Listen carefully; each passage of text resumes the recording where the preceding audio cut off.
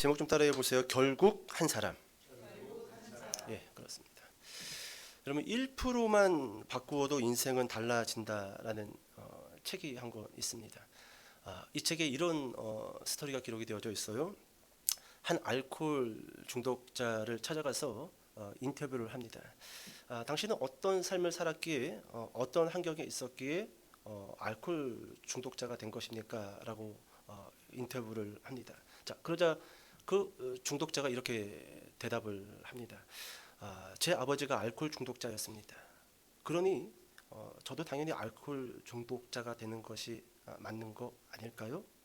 아버지 때문에 저 또한 알코올 중독자가 되었습니다라고 이렇게 대답을 했다고 합니다. 자, 인터뷰를 했던 사람이 그 알코올 중독자의 동생을 찾아갑니다. 동생을 찾아갔더니 알코올 중독자가 아니에요. 큰 부자는 아니지만 가정을 꾸려서 소소한 행복을 누리면서 알콩달콩 재밌게 살고 있다라는 겁니다. 자, 그래서 그 동생에게도 인터뷰를 하지요. 당신은 어떻게 알코올 중독자 아버지를 뒀는데 이렇게 소소한 행복을 누리면서 알콩달콩 잘 살 수 있는 겁니까? 그 비결이 뭡니까? 그러자 동생은 이렇게 대답합니다. 알코올 아버지 덕분에 저는 술 먹을 거 절대로 생각하지 않았습니다. 봐요, 여러분. 형은 아버지 때문에 제가 이렇게 됐습니다라고 대답을 했어요.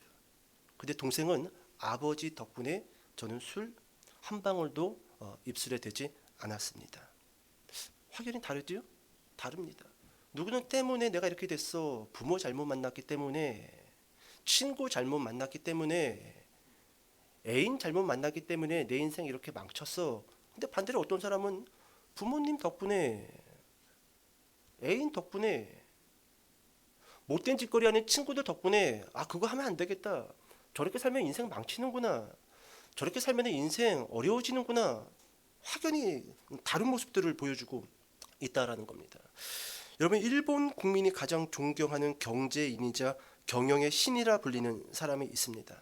이 사람 이름이 마스시타 고노스케라는 분이에요. 이미 돌아가셨어요. 아주 오래전 분입니다. 일본인이 지금도 가장 존경하는 경제인이자 경영의 신이라고 불리는데 여러분, 이 사람에게도 인터뷰를 했어요.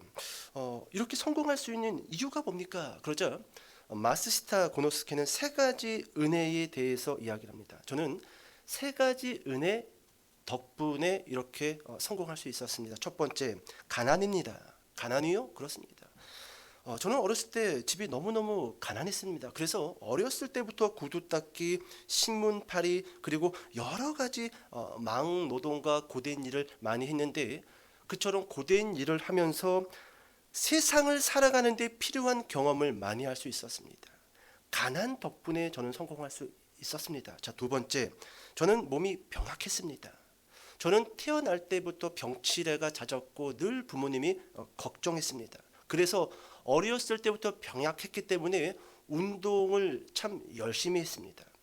운동을 열심히 했기 때문에 경영을 하고 수많은 사업체를 거느리고 거기를 다닐 때마다 운동을 했기 때문에 오히려 지금 노년이 됐지만 누구보다도 더 건강한 노년을 보낼 수 있습니다. 참 의외지요? 병약했기 때문에 저는 성공할 수 있었습니다. 저는 병치레가 많고 약하게 태어났기 때문에 오히려 노년에 건강하게 지낼 수 있습니다. 자, 세 번째, 저는 초등학교도 못 나왔습니다. 예? 저는 초등학교도 못 나왔습니다. 그 덕분에 저는 누구를 만나든지 간에 가르치려고 하기보다 누구를 만나든지 간에 저의 스승처럼 여겼습니다. 그 사람이 저보다 나이가 어리던, 저보다 돈이 없던 그건 중요치 않습니다. 저는 학교를 다니지 않았습니다. 누구를 만나든지 간에 다 스승으로 여겨서 늘 질문하고 늘 물어보고 늘 겸손했기에 배울 수 있었다라는 거예요. 우리는 사람들 만나면 가르치려고 해요? 배우려고 해요? 주장하려고 해요? 아니면 들으려고 해요? 주장하려고 하죠. 여러분, 마스시타 고노스케는 누가 봐더라도 그것 때문에 나는 가난할 수밖에 없었어요. 그렇기 때문에 저는 노년에 병치레가 더 심할 수밖에 없었어요. 저는 초등학교도 못 나왔기 때문에 저는 이것밖에 못 살아요 라고 할 수 있는데 오히려 그것 덕분에, 이것 덕분에, 요것 덕분에 일본인들에게 가장 존경받는 경제인이자 경영의 신이라고 지금도 불려진다라는 것입니다. 여러분, 우리 주변을 보면은요, 누구는 자신의 현실적인 한계 때문에 포기한다라고 합니다. 이렇기 때문에, 저렇기 때문에. 하지만 어떤 사람은요, 그러한 어려움 덕분에 꿈을 이루는 사람도 있죠? 있다라는 거예요. 오히려 그 어려움 덕분에 더 꿈을 키우고 남들보다 더 노력을 해서 높은 자리에 올라가는 여러 사람들이 있다라는 겁니다. 여러분, 오늘 본문은요, 예수님 때문에 망했다고 하소연하는 사람들이 등장할 겁니다. 반대로 예수님 덕분에 살았다고 주장하는 사람도 등장을 하게 될 거라는 것이죠. 자, 이제 본문을 좀 들어가서요. 여러분, 우리 지난 시간에 마가복음 4장 광풍 사건, 풍랑 사건에 대해서 우리가 말씀을 나누었습니다. 여러분, 처음에 제자들이 광풍을 만났을 때 그들은 이렇게 반응했어요. 풍랑 때문에 죽게 되었다. 그죠? 풍랑 때문에 죽게 되었다. 그리고 예수님을 깨우고 호되게 야단 듣고 예수님의 광풍을 잔잔케 하지요. 그리고 결국 여러분, 4장 말미에 제자들은 풍랑 덕분에 중요한 질문 하나를 탁 떠오르고 탁 던집니다. 그 질문이 뭐였어요? 그가 누구이기에? 봐요, 여러분. 앞전에는 풍랑 때문에 죽게 됐어요. 광풍 때문에 죽게 됐어요. 예수님이 가자고 해서 죽게 됐어요. 그랬던 제자들이 잠시 후 그 광풍 덕분에 하나님에 대해서, 그리고 예수님에 대해서, 그리고 자신의 믿음의 현 주소에 대해서 질문을 하나 던진다라는 거예요. 그가 누구이기에?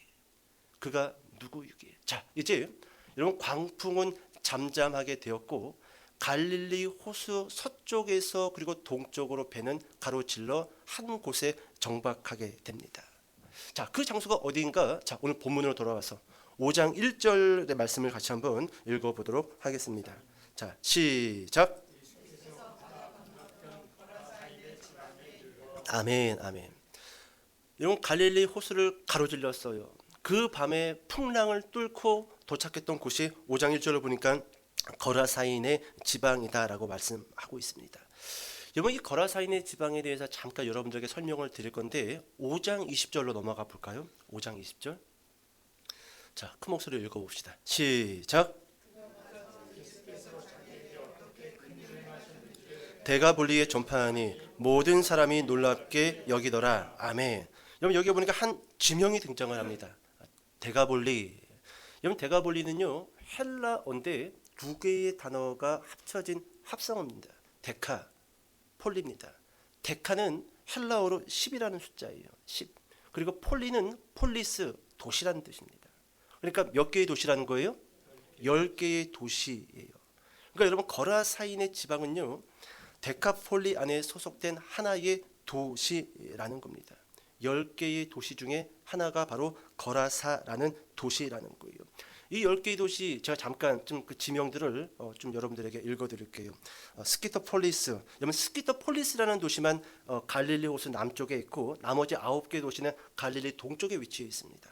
자, 나머지 9개 도시를 좀 읽어드릴게요. 히포스, 가다라, 벨라, 우리가 잘 알고 있는 빌라델비아, 그리고 오늘 등장하는 거라사, 디온, 카나타, 우리가 잘 알고 있는 다메섹, 그리고 마지막으로 라파나.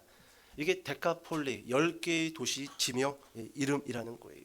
자, 그러면 어떻게 이렇게 10개의 그 도시가 이 데카폴리로 이렇게 묶여질 수가 있었던 것인가? 여기는 역사적 배경이 있는데, 먼저 여러분, 알렉산더 대왕이 이 이스라엘을 식민지로 삼았을 때 특별히 그 갈릴리 동쪽에 10개의 도시를 특별하게 관리를 하고 그 도시들을 재건하기 시작합니다. 그러니까 여러분, 지금 이 데카폴리 10개의 도시는요, 어떤 문화, 어떤 사람들이 많이 살았냐면 헬라 문화와 함께, 그리고 헬라인들이 주로 이 땅에서 거주를 하면서 장사를 하고 먹고 살았던, 그러니까 좀 더 상업적이면서, 우리 그런 거 있잖아요. 뭐 어떤 도시를 가면은 빌딩과 막 아파트가 막 세워져 있는데 어떤 도시 가면은 막 이렇게 막 판잣집처럼 이렇게 되어 있는. 그러니까 이 데카폴리는 조금 더 발전된 문명과 발전된 도시, 그러니까 조금 더 풍요롭게 잘 살고 있는 이방인들이 살고 있었던 곳이라는 거예요. 저는 뭐 예전에 어렸을 때 남아프리카 그래서 뭐 남아프리카가 그냥 저는 그 검은 사람들이 살고 있는 그냥 그런 아프리카의 한 동네, 이렇게 가난한 동네인 줄 알았는데 오늘날 보니까 남아프리카가 어디 미국 사람들이 많이 사나요? 그죠? 뭐 백인들이 엄청 많이 사는 거예요. 그래서 저는 깜짝 놀랐어요. 사람 공부해야 돼. 그래서 사회과 부도를 열심히 봐야 돼. 지구본을 보든지. 저는 그냥 아프리카에 있는 한 도시다라고 생각을 했는데 그런 거예요. 그런 거.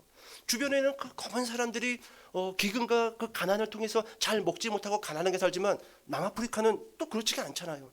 다른 이방인들이 사는데 좋은 도로에 좋은 집에 차를 끌면서 부유하게 산단 말이죠. 바로 이 데가폴리가 바로 그와 같은 도시라는 겁니다.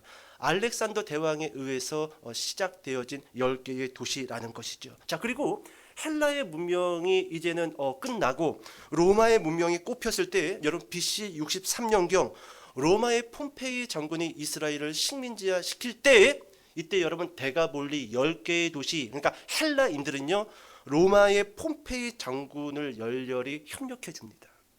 협력해 줘요. 그들은 유대인이 아니니까요. 그들은 이스라엘 백성들이 아니기 때문에 로마의 그 폼페이 장군을 그 가지고 있는 부로 열심히 뒤에서 서포터를 해줘요. 그리고 나서 로마가 이스라엘을 온전히 식민지화 시키고 난 후 로마의 폼페이 장군은요 바로 이 데카폴리 10개의 도시에게 몇 가지 혜택을 주는데 자치권, 너희들 알아서 해, 나 신경 안 쓸게. 대단한 거 아닙니까? 그죠?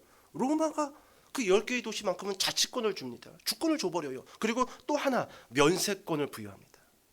돈 많이 벌어.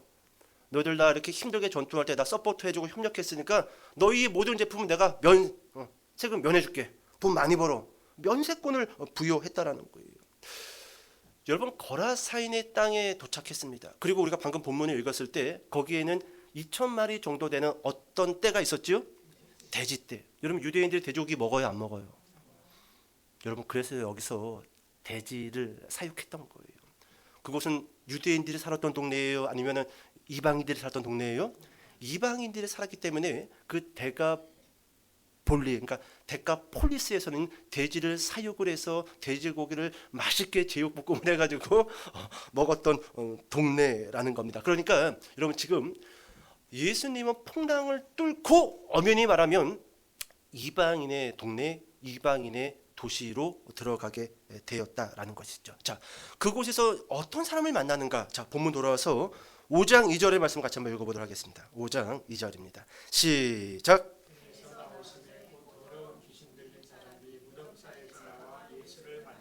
아멘. 자, 여러분 제자들을 데리고 그 밤에 풍랑을 뚫고 죽을 위기를 넘기고 도착한 이방의 도시, 부유한 도시. 자치권과 면세권이 부여된 로마로부터 부여된 도시입니다. 그러면 제자들은 야 예수님이 뭐 이 밤에 풍랑을 뚫고 이 잘 사는 동네에 왔는데 뭔가 좀 제자들은 좀 기분이 좋지 않았을까요? 우리 예전에 우리 선생님 평택에 저 동삭동에 사실 때 제가 거기서 이 전도사로 계실 때가 아니라 전도사로 사역을 할 때 종종 우리 이 선생님 또래 친구들이 저한테 그런 이야기했어요. 토요일날 교회에 있다가 읍내에 나갔다 온다.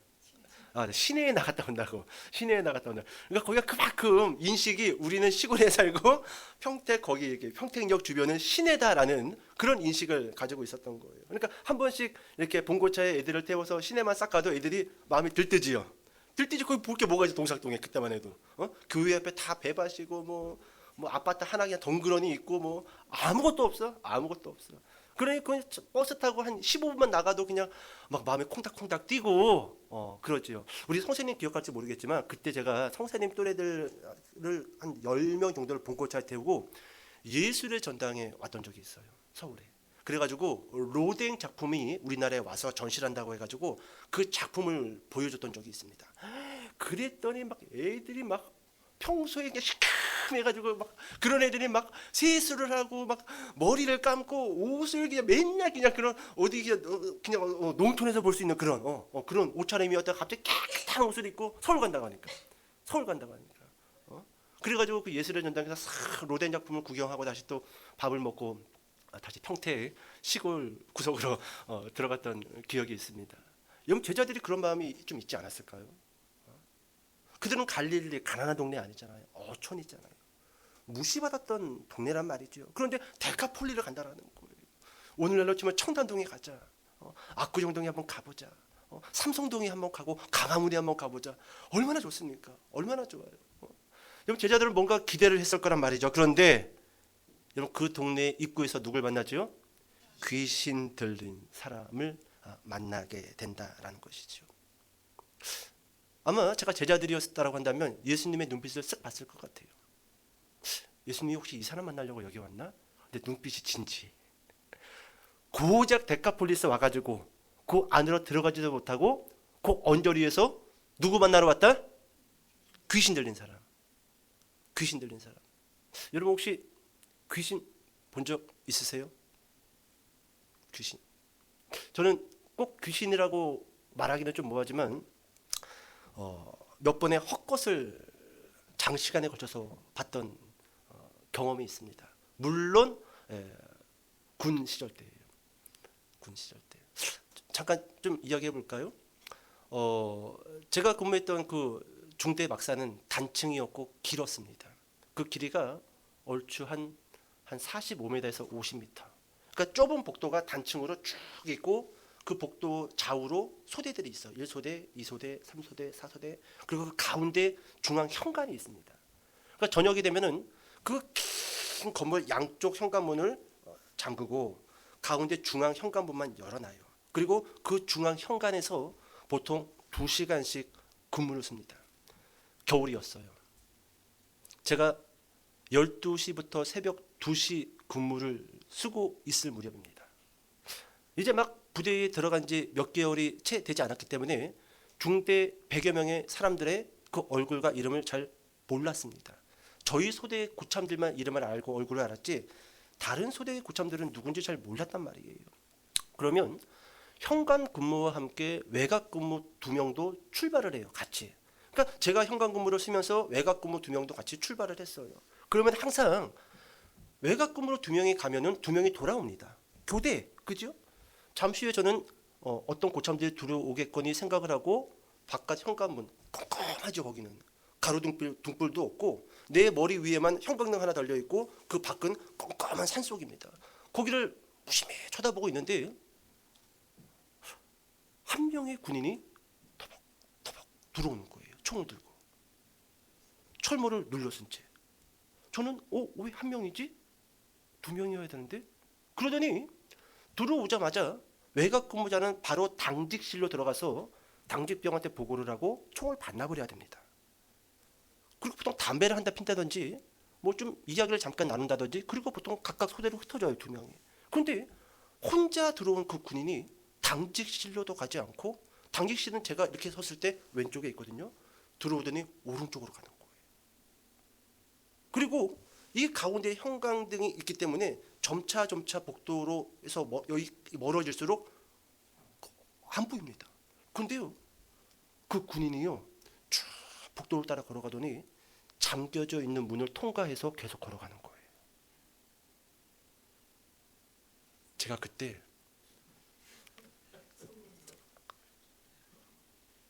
아무 말도 하지 못해요. 억소리도 안 나와요. 당직실에 당직 사관하고 상병 하나가 있거든요. 부르려고 했는데 목소리가 안 나와요.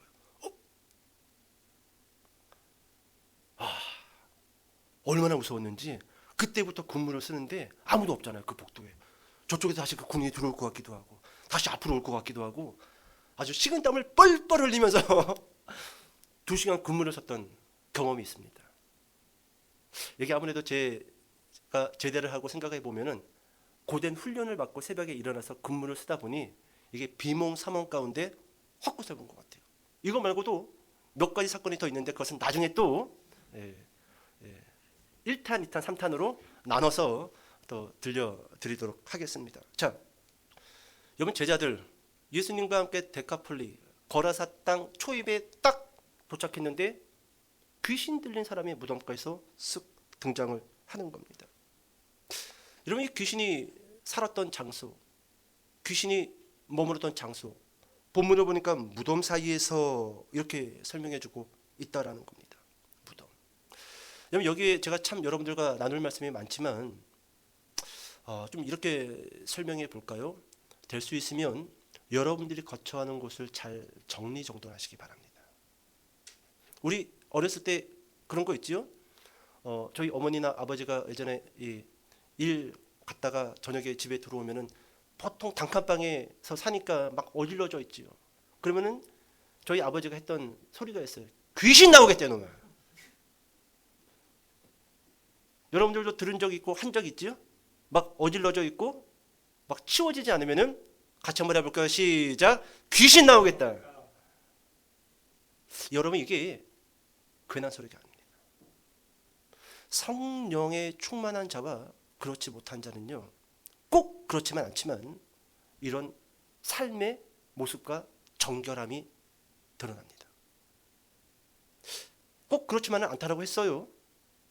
그런데요, 제가 이 오랜 시간 이 목회를 하고 말씀을 봤을 때요, 성령에 충만해질수록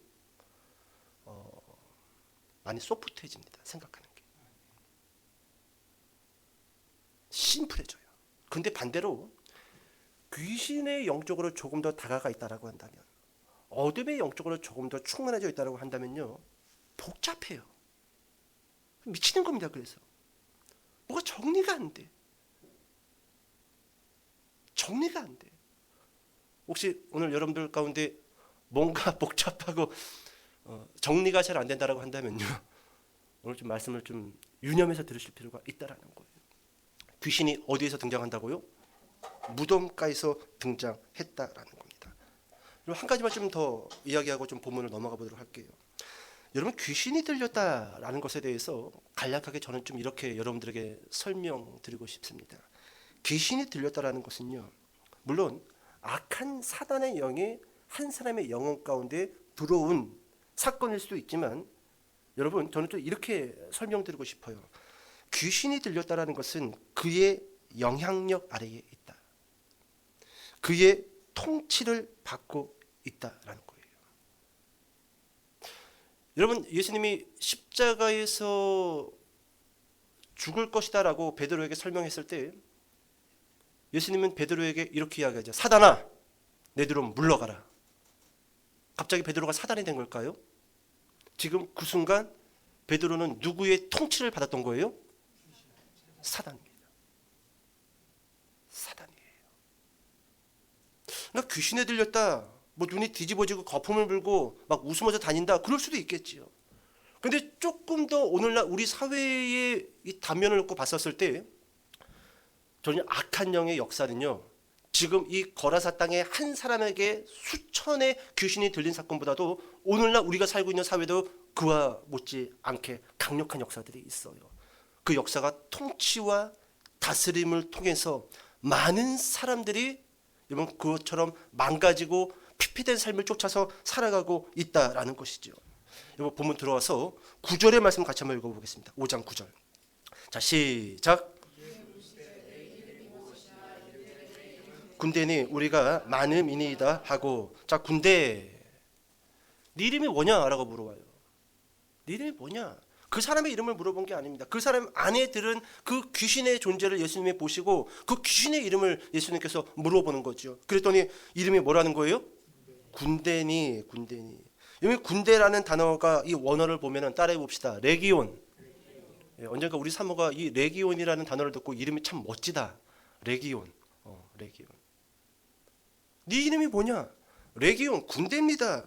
여러분, 이 레기온이라는 헬라어는요, 로마에서 주로 사용되어진 단어인데 로마 군단을 불렀을 때 레기온이라고 했습니다. 그러면 로마 군단이 보통 몇 명 있는가? 학자들마다 견해가 조금 다르지만 5천에서 6천 사이를 레기온이라고 부릅니다. 그러니까 지금 한 사람 그 안에 몇 명의 사단이 들어가 있는 거예요? 5천에서 6천 정도의 군단급의 사단이 한 사람 영혼 안에 들어와 있다라는 것이죠. 자, 그렇다고 한다면 이렇게 어마어마한 숫자의 귀신에 들린 그 한 사람이 어떠한 상태에 놓여져 있는지 오늘 본문이 자세하게 설명해 주고 있는데, 자, 3절과 4절과 5절 같이 한번 읽어보도록 하겠습니다. 시작.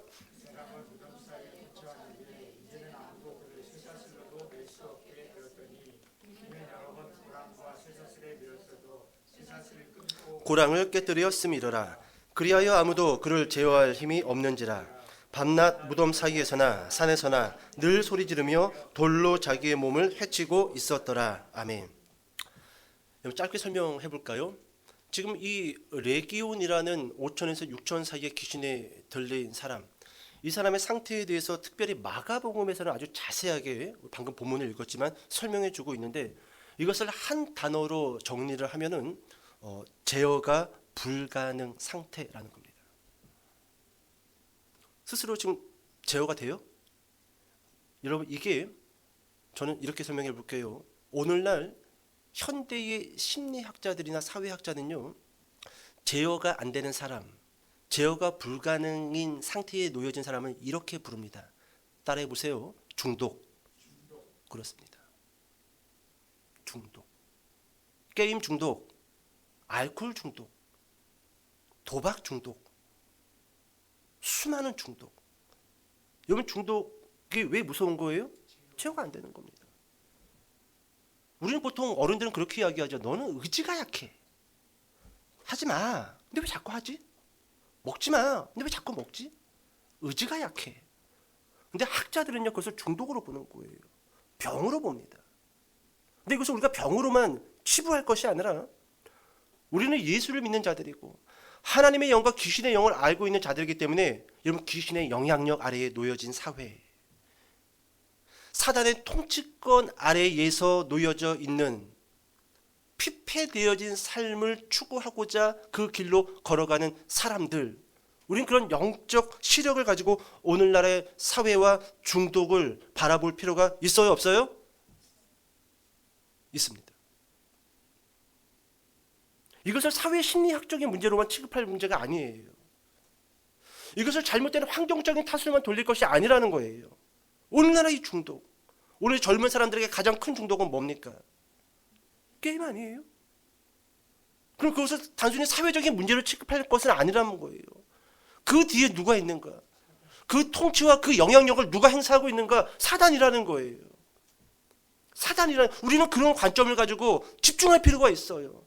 왜 사람들은 알코올 중독에 걸려 있는 건가? 왜 사람들은 스스로를 제어하지 못한 그런 불가능 상태로 달려가고 있는 건가? 그 뒤에는 누가 있다라는 거예요? 사단이라는 거예요. 근데 그것을 사회적인 문제로, 환경적인 문제로만 여러분 치부해 버린다라고 한다면, 여러분, 그 문제 제대로 진단할 수 없다입니다. 없다예요. 없다. 여러분, 귀신 들린 사람의 상태, 제어가 불가능에 빠져 있는 상태라는 겁니다. 자, 그런데 여러분, 우리가 잠깐 생각해 봐야 할 것이 하나가 있는데, 오늘 이 레기온이라는 이 귀신에 들린 이 사람을 놓고 봤었을 때, 분명 오늘 본문에서는요, 환경과 사회적 문제가 그 저변에 깔려 있다라는 것을 우리가 확인할 수 있다라는 거예요. 그러니까 한 사람이 5천에서 6천 사이의 귀신에 들렸을 때, 그것이 꼭 그 사람만의 문제가 아니라 오늘 본문 안에서는요, 환경적인 문제 그리고 사회적인 문제가 그 배경에 놓여져 있다라는 거예요. 여러분, 제가 예전에 사역했던 제 담당 구역의 구역원인 분이 계셔요. 권사님이. 늘 제가 담당했던 그 구역이 제가 봤을 때는 가장 행복했고 잘 모였습니다. 숫자는 그리 많지는 않았지만 늘 행복했고 잘 모였어요. 그런데 이제 한참 시간이 지나고 나서 그날 그 한 권사님네 집에 가서 구역 예배를 드리고 이제 같이 비빔밥을 비워가지고 먹고 있는데, 그 권사님이 이런 얘기를 하는 거예요. 실은 제가 그 큰 아들이 하나가 있는데 얘가 미쳤어요. 갑자기 그래요. 왜요?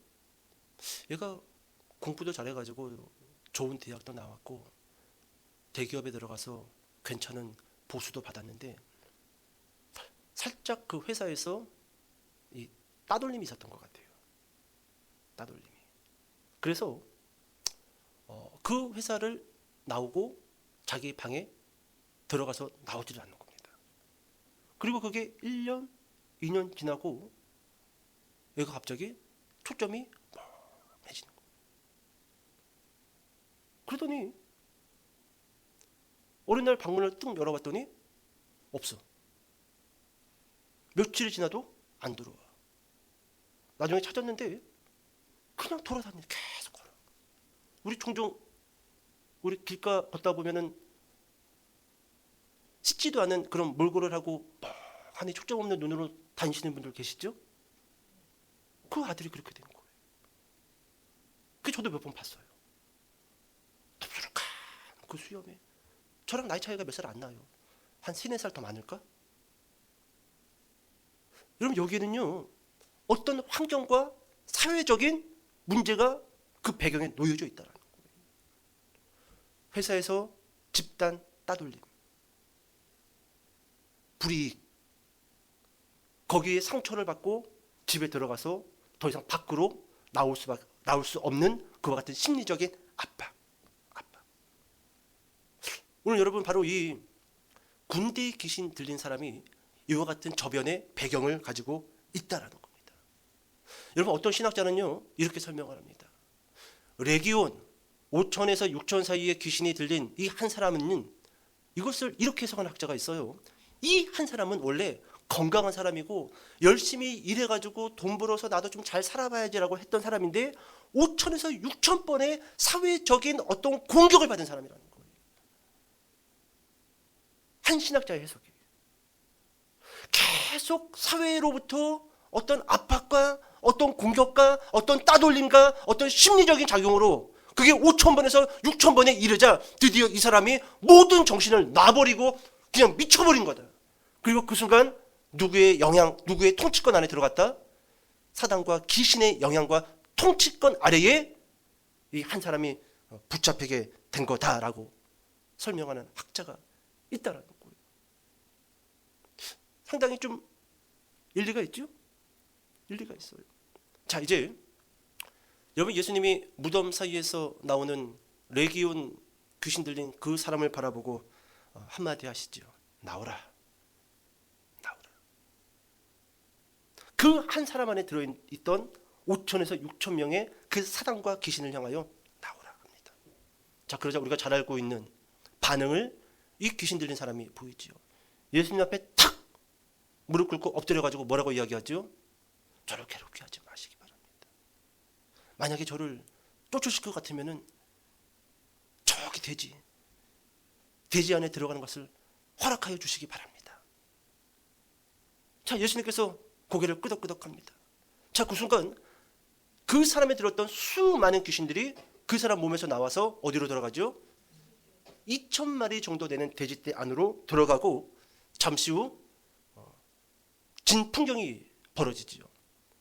귀신들이 그 안에 들어가자 미쳐 날뛰더니 갈릴리 바닷가로 쏜살같이, 야, 그 삼겹살 구워 먹어야 되는데 아까워서 어떡합니까? 쏜살같이 달려 들어가서 다 물에 빠져 몰살합니다. 여러분 이것이 오늘 본문의 배경이에요. 제가 몇 가지로 좀 이야기해 볼까요? 이 사건에 대해서. 첫 번째, 한 사람의 구원이 돼지 2,000마리보다 예수님의 관점으로는 귀하다. 우리도 이 믿음 놓치면 안 돼요. 이 믿음 놓치면 안 돼요. 한 사람의 영혼이 돼지 2,000마리보다 귀하다. 이게 첫 번째. 두 번째, 경제적 이익 앞에 지금 이 배경을 보면은요, 생명 경시 풍조가 조성되어져 있다라는 겁니다. 왜냐? 여러분 돼지떼가 몰살되어지고 돼지를 쳤던 사람들이 누구에게 먼저 달려갔을까요? 주인이겠지요. 그럼 주인과 동네 사람들이 막 쫓아왔겠지요. 그런데 와서 보니까 그 무덤에서 맨날 귀신 들려가지고 소리 지르고 막 쇠사슬을 묶고도 끊고 제어가 안 되는 이 사람이 멀쩡한 정신으로 옷을 입고 편안한 모습으로 앉아 있어. 근데 여기에는 관심이 있을까요? 없어요. 뭐에만 관심이 꼽혀 있어요? 경제적 이익에만 관심이 꼽혀 있어요. 경제적 이익에만. 여러분 볼까요? 제가 좀 이렇게 정리해 볼게요. 여러분 무덤에서 나온 그 사람은 귀신에, 그러니까 레기온이라는 귀신에 붙들려 있었다라고 한다면요, 지금 데카폴리스 이 10개의 도시에 살고 있었던 이 부유한 사람들은 물질에 사로잡힌 사람들이라는 겁니다. 그리고 오늘 본문을 통해서 우리가 생각해 볼 것은 귀신에 붙잡힌 사람이나 물질과 성공에 붙잡힌 사람은 같은 급으로 오늘 본문에서 취급하고 있습니다. 여러분, 귀신 들려가지고 정신줄 놓고 길거리 돌아다니는 것만 문제가 아니라 경제적 이익과 물질에 붙들려가지고 제어가 되지 않은 것 또한 오늘날 가장 큰 사회적인 고민이고 문제입니다.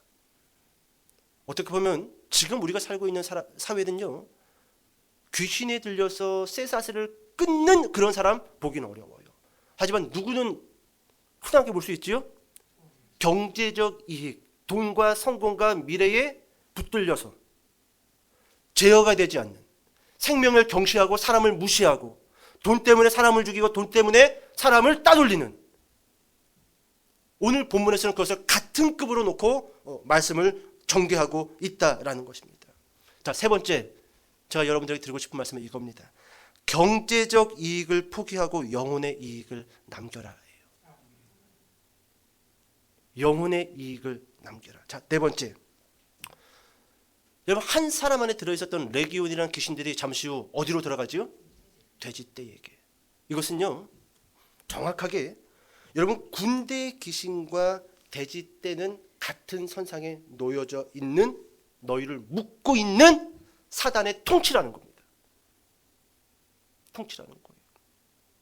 돼지떼에 들어가자마자 곧장 몰살당하죠. 자, 이것은요, 예수 그리스도만이 사단의 영역, 귀신, 그리고 너희를 올가묶고 있는 그 경제적 이익으로부터 너희를 건져내고 구원해 줄 수 있는 유일한 하나님의 아들이라는 거예요. 여러분, 물질로부터 자유할 수 있는 방법 이 땅 가운데 없어요. 왜? 물질은 가장 좋기 때문에.